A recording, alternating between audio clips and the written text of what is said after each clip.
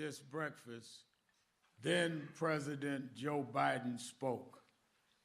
We saw him as one that was a co-pilot with then President Obama on many of the interests of civil and human rights.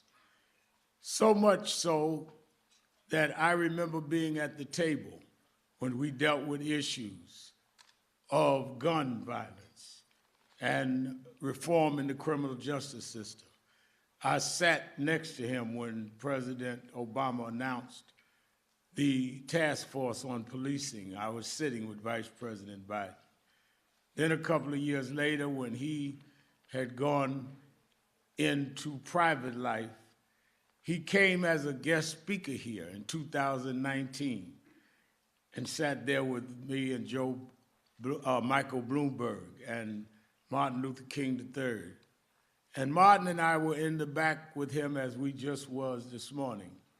And I don't know if he remembers this, but he looked at us, this was January 2019, and he said, you know, I'm thinking about running again for president.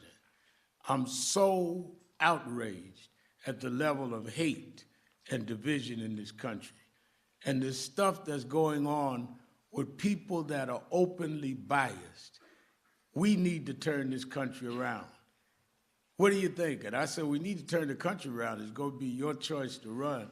And Martin and I were kind of encouraging him, but we didn't know. A couple of months later, he made up his mind. He ran because people were going back to the bias and bigotry that he and others stood for. And one of the reasons that I have always respected him is he's never changed whether it was fashionable or not. No one should ever forget the night when Joseph R. Biden was announced the President of the United States.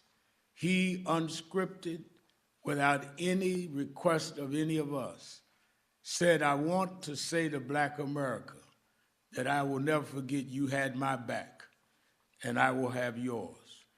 And in situations over the last 2 years, whether it was issues of voting rights, when we needed him to speak out for the John Lewis voting bill, he had our back. When we were dealing with those that wanted to turn back the Affordable Care Act, he had our back. When we couldn't get the George Floyd policing bill through the Senate, he signed an executive order and stood George Floyd's daughter next to him as he signed it. He had our back. If there's any president that should have been honored to speak at Ebenezer in the pulpit of Martin Luther King on King Weekend, the first time a sitting president did on a Sunday, it should have been the man that had our back. I told him in the back, I don't know about him preaching on the side. I've already tried to cover that. But it is our honor today to bring a president who's not here because of his title, but because of his commitment, because of his consistency, and because he has represented what Dr. King and others did. Dr. King worked with Lyndon Johnson and was able to bring about some of the most legislative, transformative things that literally changed our life. In the last 2 years, Joe Biden and Kamala Harris has literally brought about things that have changed the lives of all Americans. And when I say all, that includes those of us that have been left out. I bring you the president that on the critical issues have had our best, our backs and our best, President Joe Biden.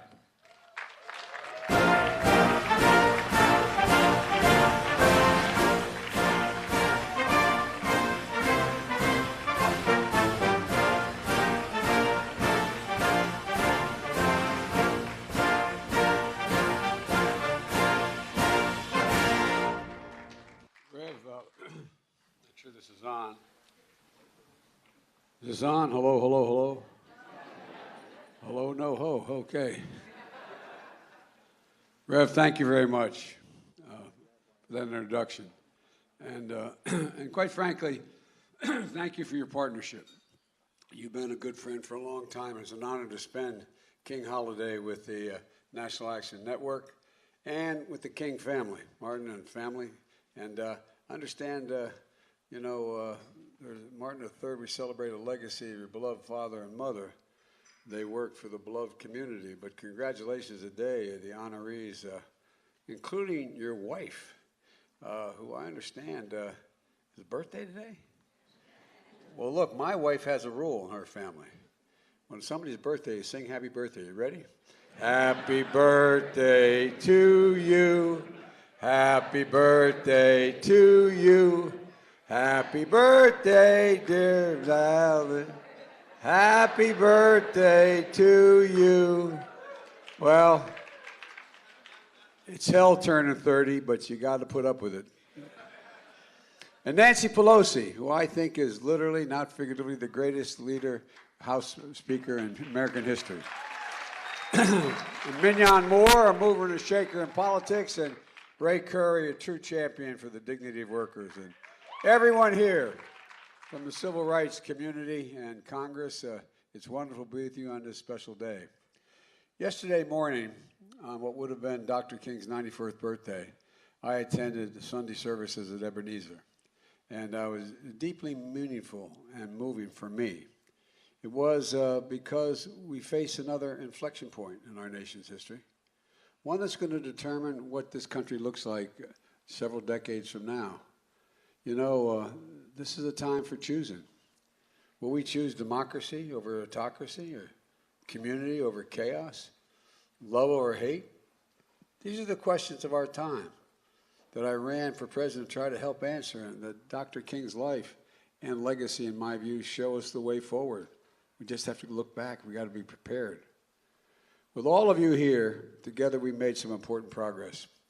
2 years ago, our economy was on its back, flat on its back. People were hurting, particularly minority communities. Black Americans and other people of color were disproportionately hit. And Kamala and I and our administration acted decisively, with the help of people in this room, to not only rescue the economy from a pandemic downturn, but to lay the foundation for a stronger and more resilient and more equitable economy for decades to come. If you hold just a second, one of the things that I wanted to, it's a slight digression, but one of the big issues was with the pandemic. I wanted to make sure that we spent the time, effort, and had the mechanism to make sure that minority communities were not left behind, that we're not left in the lurch. And the highest percentage of workers, minority communities, were treated as, it was a single effort we had. And I'm very proud of the folks who ran that show, that we got it done. We got it done. You know, I'm of the view, and have been my whole career, which is only a couple years, I know I don't look that way. But I'm tired of trickle-down economics. You and I have never liked it, have we? And I think the economy, the way it should grow in America, is from the bottom up and the middle out. That way, poor folks have a shot, middle-class people do well, and the wealthy still do very well. They still do very well, but they start to pay their fair share. 2 years in, it's clearer than ever that I think our economic plan is working. We've created nearly 11 million jobs, the strongest job growth on record for any president at this point in history. The unemployment rate is the lowest it's been in 50 years, and black unemployment is near record lows. Wages for black workers are up. 2 strongest years ever for small business creation, including black small businesses. Across the board, American families have a bit more breathing room. More black Americans have health insurance than ever in American history. And as of this 1st of January, our legislation is kicking in from last year. Insulin now is capped at $35 a month for seniors on Medicare, instead of paying up to hundreds of dollars a month. And big pharma, under the law we finally got passed with not much help from the other team, big pharma is in a situation where if they raise the drug price beyond the rate of inflation, they're going to pay stiff penalties for doing so. That's a fact. And so we're trying to bring things under control. We're seeing the same progress on energy costs. Folks can get tax credits when they install energy-efficient appliances in their home, like an energy-efficient dishwasher or heat pumps or electric vehicles if you're able to buy one of those. We're investing in those fence-lined communities that have suffered the most consequences and been smothered by pollution, like Cancer Alley in Louisiana, or my home state, Route 9 in Delaware, where all the mills are, where the oil refineries are. And we're making sure that these communities benefit from the biggest investment ever, ever, ever, with cleaner and safer environment. And the jobs that are going to go to clean up the environment are going to go to the folks in that community, good paying jobs. They're the ones that are going to get the jobs. And so, folks, these are all pieces of a big new law that we passed. Now they're kicking in. Americans can start to feel the benefits of these laws in their everyday lives. But that's not all. We're implementing a once-in-a-generation infrastructure law with equity at its center, and I mean that sincerely, with equity at its center. My Justice 40 initiative means 40% of all the benefits in this infrastructure law, which is over $1.2 trillion over the next 10 years, those benefits of certain federal investments flow directly to disadvantaged and underserved communities. For example, 70% of the new infrastructure investments for shifting to electric school buses, for example, so far have gone to disadvantaged communities where kids aren't breathing that polluted air from diesel buses. 70% so far has gone to minority communities, and a lot more is coming. We're modernizing American roads, bridges, ports, airports across the country. And we're beginning to replace every poisonous lead pipe in America, every single one. We've already started, so every child in America, so every American can turn on a faucet at home or at school and drink clean water. A significant number of minority communities can't access affordable high-speed internet, as you all know, and you've told me for years. Well, we're going to make sure that every community has access to affordable, high-speed internet, so no parent has to drive to a McDonald's parking lot to have their kid sign up for connection to be able to do their homework. By the way, it's going to create millions of jobs in the meantime. Folks, look, speaking of education, instead of photo ops, and I know I spent a lot of time, some here from Delaware know I'm a big Delaware State guy. I went to the University of Delaware, but my political foundation was Delaware State College, HBCU. I said I was going to help HBCUs that haven't been getting the help they need. You know, the folks at HBCUs are as competent as anybody else, but guess what? They don't have the laboratories. They don't have the funding because they don't have the endowments to build the laboratories for these good, new paying jobs. And so we've delivered nearly $6 billion in funding to HBCUs to invest in next generation of black leaders. That's a record, and that's a fact, and it's not going to stop. To help close the wealth gap, the racial wealth gap under Secretary Fudge, she is leading the effort. We're expanding efforts to build black generational wealth like every other person has built their wealth. How'd they build it? Homes. They invested in the equity in their homes. That's how it got built. You know, if you build, in the last 25 years, if you build a housing development on one side of an interstate highway, and you built the same one on the opposite side, and one is predominantly black and the other is predominantly white, guess what? The value of the exact same home, built by the exact same builder, is more valuable on the white side of that highway than on the black side. That's a fact. So we're going to aggressively combat racial discrimination in housing, including working to restore the rule that says if a community gets a federal housing aid, it's not enough just to say it won't discriminate. It has to be meaningful, affirmative steps to overcome patterns of segregation and give everybody a fair shot that lives there. The same thing. And by the way, if you live in one of those neighborhoods and you have the same exact car I have in the other neighborhood, you pay more for your insurance than that side. No basis for it, none at all, other than you're black and I'm white.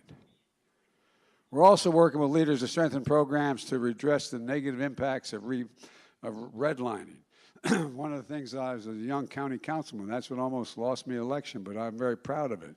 trying to take care of redlining and get rid of discrimination. We're launching a $1 billion pilot project funded by my bipartisan infrastructure law that Nancy made sure we got passed. Nance, thank you. To help reconnect communities where highways have physically broken them up and locked out predominantly black communities from opportunities for economic growth. In the city of Wilmington, Delaware, where I'm from, well, guess what? I-95 goes up through what used to be a predominantly black neighborhood. Well, now you got 7, 8, 9 lanes, common exits and on-ramps and off-ramps that divide the community. It's lost its coherence.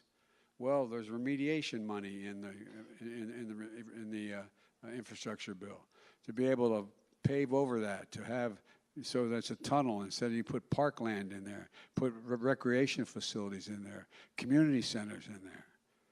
And finally, we're addressing the cruel fact that a black family's homes, often appraised, as I said, at much lower value than the homes owned, the same home owned by white families. Black small businesses are the engines and the economic glue of any community. I need not tell anybody in this room. Restaurants, law firms, barber shops, beauty shops. These are the folks that hold the community together. They're the ones that sponsor the Little League. They're the ones that sponsor the church events. They're the ones that sponsor the local volunteer fire company. They're the ones that sponsor everything. They keep a community going. Well, to hold that community together, we need to encourage more of that. So I'm proud I signed a law that permanently authorizes the Minority Small Business Development Agency for the first time in our history.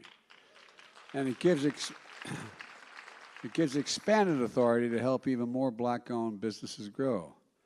My administration also oversees hundreds of billions of dollars in federal contracts, from everything from refurbishing the deck of an aircraft carrier to installing handrails in a federal building.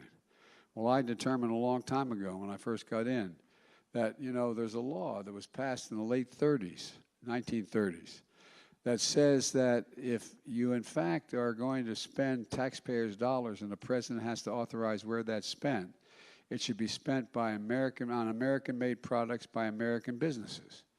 Well, guess what? We're doing it. And an awful lot of people are going to work. An awful lot of people are going to work. And folks, in that, when we award those contracts, I made a commitment, increasing from what is now roughly 10% of those contracts going to minority businesses to 15%. To 15% by 2025. And the share of those dollars are going to go to small business and disadvantaged businesses, including black and brown-owned businesses. That's going to mean an additional $100 billion going into the creation of these small businesses. $100 billion. And we're doing all this while being fiscally responsible. We're making sure the wealthiest and biggest corporations finally start paying their fair share. Far from it so far. If you hold a second, we're talking about, you've heard me say, and I apologize for repeating it. There are over 55 companies in the Fortune 500 companies that made $40 billion in 2022, or 2021. You know how much they paid in taxes? Zero. Not one single penny. But if you're a local cop, you're a local firefighter, you're a local nurse, you're going to pay 24 to 26%. And they're paying zero. Well, we increased the corporate minimum tax. I want to go back at it. Increased the minimum tax to 15%. Now, that's not a whole lot for one of these major corporations. But no one earning less than $400,000 a year pays a single penny more in taxes. But 15% seems to me to be a bare minimum when corporations making tens of billions of dollars should be paying. And we're making this progress at the same time reduce the deficit. You're going to talk about big spending Democrats again? Guess what? I reduced the deficit last year, $350 billion. And this year, federal deficit is down $1 trillion plus. Hear me, that's a fact. And there's going to be hundreds of billions reduced over the next decade. But so what? These guys are the fiscally demented, I think. They don't quite get it. To deliver equal justice under the law, we're building a federal bench with judges that reflect all of America. Your dad talked about, give me judges and we'll straighten things out. Fair judges. Well, guess what? You probably heard of a lady called Ketanji Brown Jackson.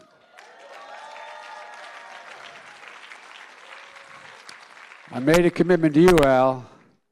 I said I'm going to appoint the first black woman to the Supreme Court, and she's about the smartest one of all of them, I might add. And by the way, we have appointed more black women to the federal circuit courts than every other president in American history combined. Every single president combined. And by the way, if you see Dick Durbin, Senator Durbin from Illinois, thank him. Thank him, because he got them through. And as so many of you worked so hard to pass the George Floyd and Policing Act, but since the Senate Republicans blocked it last year, I did what only thing I could do. I signed a historic executive order that included key elements of that bill for at the federal level. It bans chokeholds and greatly restricts no-knock warrants. It creates a national database for officer misconduct that must be placed in the national database. To tighten the use of force policies, to emphasize de-escalation. We have to retrain cops as to why should you always shoot with deadly force. The fact is, if you need to use your weapon, you don't have to do that. And look, to call a fresh approach to recruit, how we hire, how we train, how we promote, and how we retain law enforcement that come from the neighborhoods that they serve and know the people they're charged to protect. Now, I know a lot of people say community police is not a good idea. Come to Wilmington, Delaware with me, with the old neighborhood I used to work in on the east side called the Bucket. They need protection. They're asking for protection, overwhelmingly black community. But they want cops who are fair. They want cops who know their communities. They want cops who are going to be doing it by the numbers. And folks, that's tied to more community policing and advancing public trust and safety. Now, that's also why about a month after Buffalo and Uvalde, and I visited both, I signed the first major gun safety legislation in nearly 30 years. And I'll say what I said then, I'll say it over and over again. I am going to get assault weapons banned. I did it once, I'm going to do it again. There's no social redeeming value. Deer aren't wearing Kevlar vests out there. What the hell you need an assault? No, I'm serious. And ban the number of bullets that go in a magazine. There's no need for any of that. I love my right-wing friends who talk about the tree of liberty is water with the blood of patriots. If you need to work about taking on the federal government, you need some F-15s. You don't need an AR-15. I'm serious. Think about it. Think about the rationale for this. It's about money. Money, money, money. Meanwhile, we're making historic investments in community violence interventions. Studies have shown that reduced violent crime up to 60%. We've seen this kind of impact in Baltimore and Sacramento. And by the way, even if I didn't want to do this, I'd be in real trouble. My daughter's a social worker, and this is what she does. And so if I didn't, I'd be in real trouble with my Ashley. You got an Ashley, we got an Ashley. You think I'm joking? I'm not joking. And one other thing about equal justice. I'm keeping my promise. No one, I'll say it again, no one should be in federal prison for the mere possession of marijuana. No one. In addition to that, they should be released from prison and completely pardoned and their entire record expunged. So that if they have to ask, have you ever been, you can honestly say no. Folks, I just signed legislation to empower the FCC to cap the cost of phone calls from prison. Prisoners charged and incarcerated people. It's a step just to allow them for some dignity. A lot of federal prisoners are put in prisons, and they shouldn't be, far from where they live. They should be able to communicate with their families, with their children. And we brought Brittany Griner home just in time for Christmas. We have more to bring home as well. Last year, I also held the first of its kind White House summit against hate-fueled violence that many of you call for and supported. And Rev, thank you for that as well. Together, we're saying out loud, and we're saying it clearly, that in America, hate will not prevail. As my dad used to say, but it's not original to him, he'd say, Joey, silence is complicity. Silence is complicity. We cannot remain silent, even if all we're doing is pointing it out and putting pressure on it to change. Silence is complicity. For example, with your help, I signed a law 100 years in the making to finally making lynching a federal hate crime.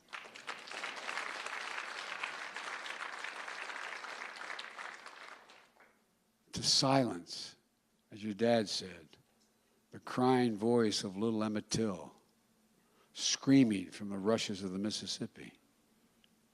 Folks, it takes too long.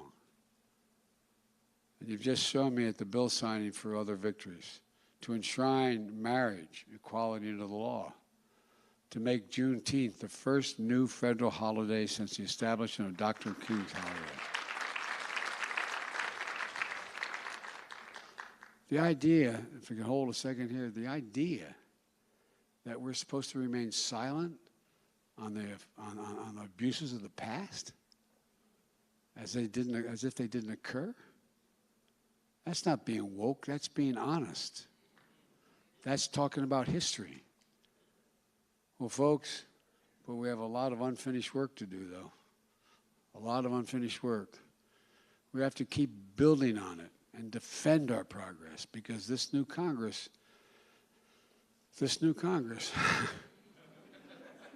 look, I know I get criticized from some of you and some folks in our party, my party, but I'm ready to work with the new Republican House on any Republican or any Republican Congress to make progress for the people of America. But like many Americans, I was disappointed to see the very first bill that the House Republicans, and Nancy, you probably rolling over when you saw it, are bringing to the floor that would help the wealthy people and big corporations cheat on their taxes at the expense of ordinary middle-class taxpayers. You know, all these new IRS agents we have is because they fired a lot of them and a lot of retiring. And guess what? Who needs serious agents to know what they're doing and not doing? The billionaires, the multi-millionaires. And according to nonpartisan Congressional Budget Office, this one bill alone will add $114 billion to the deficit. This is their first bill. And they campaigned on inflation. They didn't say if elected their plan was to make inflation worse. Plus, House Republicans introduced another bill on the Strategic Petroleum Reserve, blocking action that would help lower gasoline prices and help consumers. They're preparing to vote on a third bill. They want a national sales tax. Now, let me say this again. I know if I said that, it sounds like, what's Biden making up here? They want to raise tax in the middle class by taxing thousands of everyday items, from groceries, gasoline, clothing, cutting taxes for the wealthiest, because they want to supplant the money lost from taxes on the millionaires and billionaires with a sales tax on virtually everything in the country. What in God's name is that all about, other than what is obvious? They want working class folks to be paying another 10, 20% in their taxes, depending on where they live and how they're spending the money. And they're going to reduce taxes for the super wealthy. Now, if we didn't see it, I think this making this stuff up. If I told you in 2023 a party was going to run on a national sales tax, well, that's how they're starting their new term. Cutting taxes for billionaires. And by the way, the number of billionaires went up during the recession. Up. They didn't go down, they went up. Raising taxes on working families, making inflation worse. Let me be clear. If any of these bills happen to reach my desk, I will veto them. Any of them.